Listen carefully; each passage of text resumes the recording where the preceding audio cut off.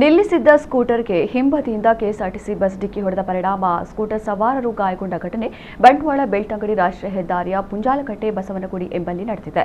Scooter ಸವಾರರಾದ Badaga ಕಜೆಕಾರು ಅಂಚೆ ಕಚೇರಿ ತಾತ್ಕಾಲಿಕ ಪೋಸ್ಟ್ ಮಾಸ್ಟರ್ ಬೆಳ್ತಂಗಡಿ ತಾಲೂಕಿನ ಮರೋಡಿ ಗ್ರಾಮದ ನಿವಾಸಿ ಶ್ರೇಯಸ್ ಹಾಗೂ ಸಹೋದ್ಯೋಗಿ ಶಾಲಿನಿ ಅವರು ಗಾಯಗೊಂಡವರು.